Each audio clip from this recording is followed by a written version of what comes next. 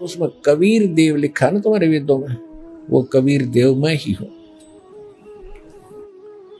सत साहेब बंदी छोड़ सदगुरु रामपाल जी भगवान की जय।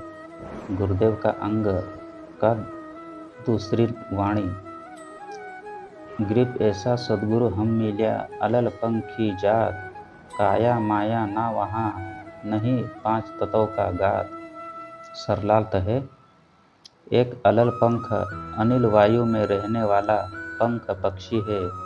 उसको संत भाषा में अनल पंख कहा जाता है। आकाश में रहता है। वर्तमान में प्रदूषण के कारण बहुत सी पक्षियों का प्रजातियां समाप्त हो चुकी है। यह पक्षी द्वापर युग में तक रहा है।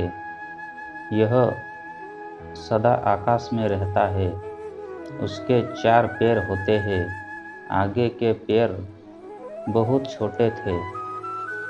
पीछे के पैर आगे वाले से 4 गुना बड़े होते थे। वह इतना शक्तिमान था कि 4 हाथियों को चारों पैरों के पंजे में टांग कर आकाश में उड़ जाता था। अलल पंख आकाश में अंडा उत्पन्न कर देता था। पृथ्वी के उस भाग में अंडा छोड़ता था जिस भाग में केले के वन होता था। केले के वन में 50-60 किलोमीटर के क्षेत्रफल में होता था। केले के पेड़ आपस में ऊपर से एक दूसरे में फैले होने के कारण पक्षी के गिरने वाले अलल पंख के अंडे का बचाव हो जाता है।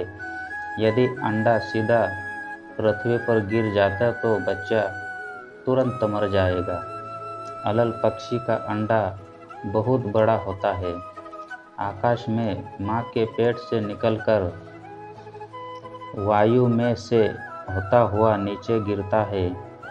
वायु की घर्षणा से गर्मी प्राप्त करके पृथ्वी तक आते आते अंडा पक जाता था और केले के वृक्ष के झुरमुंड पर गिरने से के कारण उसकी गति धीमी हो जाती थी।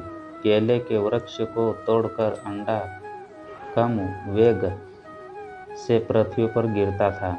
उस कारण से अंडा फूट जाता था, परंतु बच्चा सुरक्षित रहता था।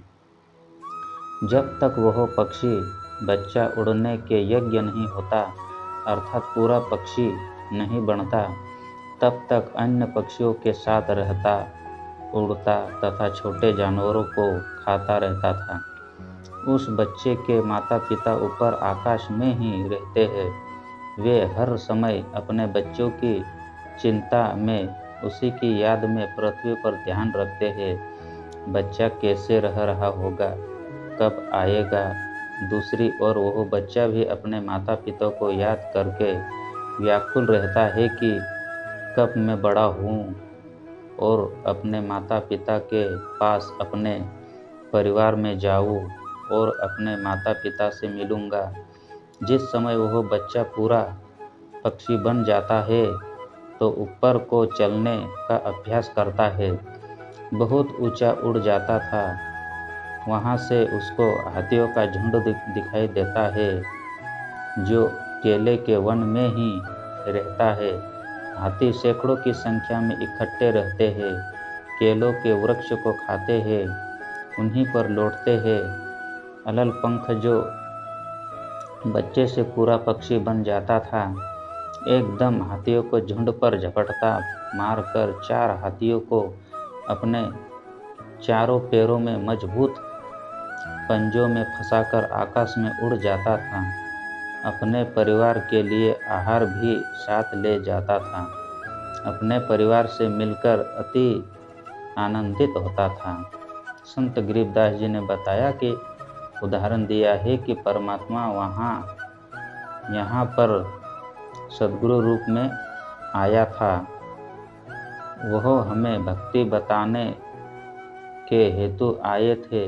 वे अपने भक्तों को ऐसे नज़र में रखता है जैसे अलल पंख अपने बच्चों की याद एक पल भी नहीं भूलता, परंतु वे परमेश्वर को भूल चुके होते हैं, या तो भक्ति करते ही नहीं, या करते हैं तो पूर्ण परमात्मा को छोड़कर अन्य प्रभुओं या देवी देवताओं तथा भूत पितरों भैरव आदि आदि की मनमुखी मनमाना आचरण साधना करके अपना मानव जीवन नष्ट करते रहते हैं।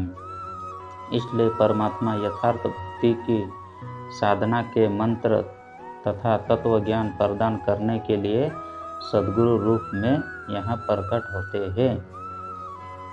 परमेश्वर का शरीर 5 तत्वों से बना हुआ हमारे जैसा शरीर नहीं है।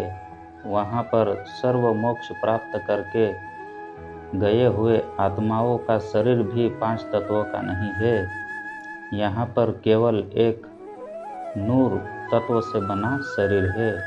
सत साहिब बंदी छोड़ सद्गुरु रामपाल जी भगवान की जय हो।